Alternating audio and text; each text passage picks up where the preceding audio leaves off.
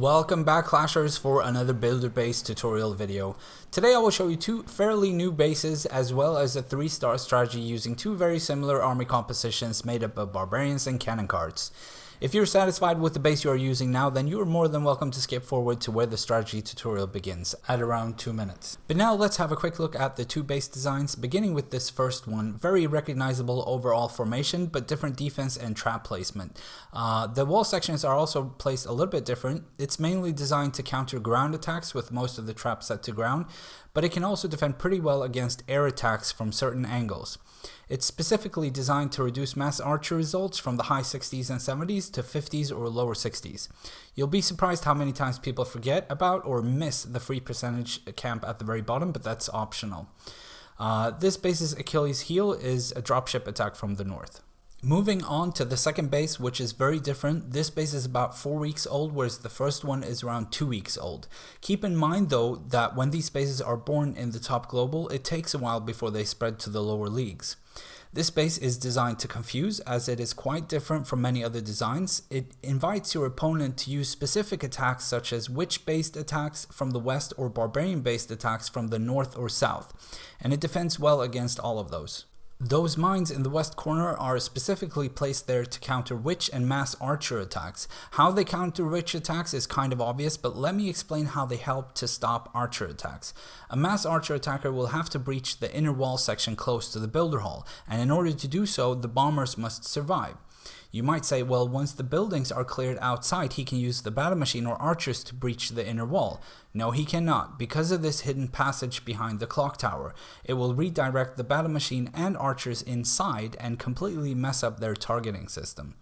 This base's Achilles heel is the strategy I'm about to teach you in this tutorial, which is a Bart attack from the east.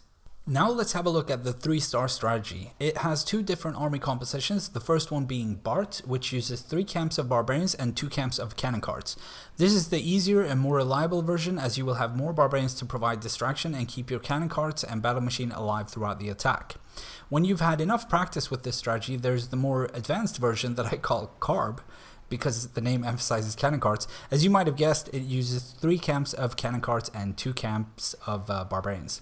The strategy used is the same with both compositions. The Barbarians are deployed in 2 main groups on the same side to tank and distract, while the Cannon Carts provide massive damage from behind. Barbarians will be deployed very aggressively in the beginning to protect defenses from targeting the Cannon Carts, but once the attack builds up momentum, the Barbarians will be deployed much slower to keep defenses distracted and let the Cannon Carts do all the damage. Let's have a look at a base that is quite popular nowadays. I always use Bart or Carb when I see this base. You can see that it already has an opening, but it will be too narrow for the entire army, so we have to breach the wall in the south corner as well. While your Barbarians are breaching the wall, make sure to check the area outside your entry points for potential traps using Barbarians, because there will be traps there and you don't want your Cannon Carts to die early on. Then deploy 2 Cannon Carts for each group and send your battle machine into the base where it will be the furthest away from the giant cannon as possible. Like I said before, you should deploy Barbarians very aggressively in the beginning, but then once the crushers are exposed, slow down the deployment a little bit to not waste too many, yet still keep Barbarians in front of your Cannon Carts. When the crushers go down, you can increase the deployment again and aim all the rest of your Barbarians for the giant cannon. A very important note here is the position of the giant cannon and the roaster. In some bases they have swapped places of these two defenses. If that is the case, then you have to attack from the bottom right side instead, breaching both entry points with Barbarians. The reason for this is that you want the giant cannon to go down as soon as possible, but also to be able to send your battle machine away from it and not directly at it. These attacks are all about Barbarian control. The more you practice Barbarian deployment, the more successful your attacks will be. The key is to realize when you need to deploy more and when you need to slow down the deployment. Open bases like this one are particularly suitable for this type of attack, because then you won't have to use Barbarians to breach the wall. When there is a 2-tile gap inside the outer wall layer, I like to deploy a few Barbarians so that they walk alongside the wall, activating any potential mega mines which could otherwise instantly kill your Cannon Carts and bring them to last stand outside of the base, which would ruin the entire attack. Try not to deploy your carts right at the very entrance, because that's usually where the first giant cannonball will go, and also it's better to let the carts clear up some buildings from outside the wall on their way to the entrance. Now watch how I focus most of the barbarians on the right side here to ensure that the giant cannon is continuously distracted and hopefully prevent it from turning to the left and killing my battle machine. Then once the crusher is destroyed, again feel free to deploy the rest of the barbarians towards the now exposed giant cannon to make sure it goes down as soon as possible. One thing that I really like about these attacks is that if you do things correctly and reach the builder hole and then the attack runs out of juice, it will still end up in a very high percent 2-star. One more thing to keep in mind is if you see the double cannons are placed close to where your entry point is, that's where your attention has to be. Deploy those barbarians to really make sure the double cannons go down and that they always target barbarians. If they target your cannon carts, then a single burst will bring them to last stand.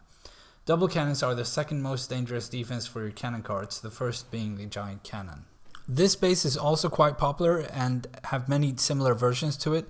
You can breach the wall here with barbarians, but first clear any outside buildings that would otherwise direct your barbarians elsewhere. This strategy isn't the optimal choice for this base as the entry points are guarded by double cannons, but I wanted to include this attack just to show the power of barbarian control.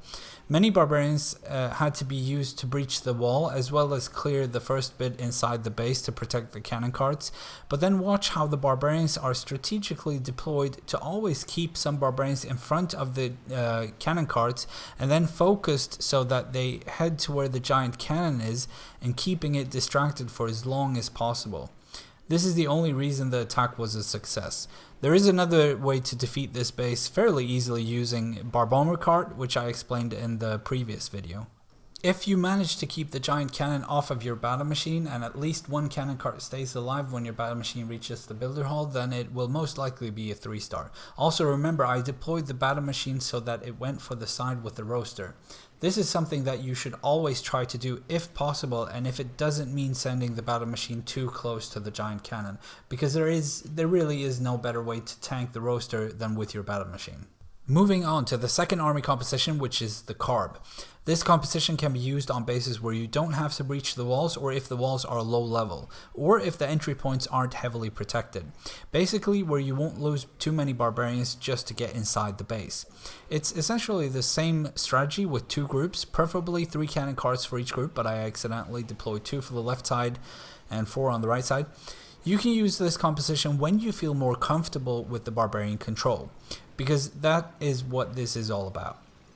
Make sure no defenses target your cannon carts and always distract the giant cannon. Again, very important when the crusher on the giant cannon side is exposed to deploy an even flow of barbarians, and then when it goes down, deploy the rest to make sure the giant cannon goes down, because when it does, this composition will completely annihilate the base if you manage to keep the cannon carts alive.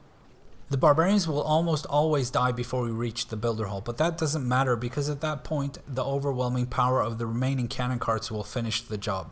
5 cannon carts versus an archer tower, and then it's time for cleanup.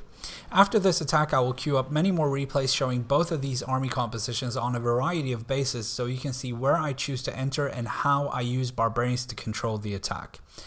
Barbarian control is a really useful skill for every barbarian based army and something you can't get enough practice with.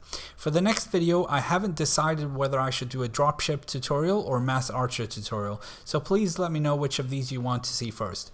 I'm going to put on some music now. I really hope you enjoyed this tutorial, and until next time, thank you for watching.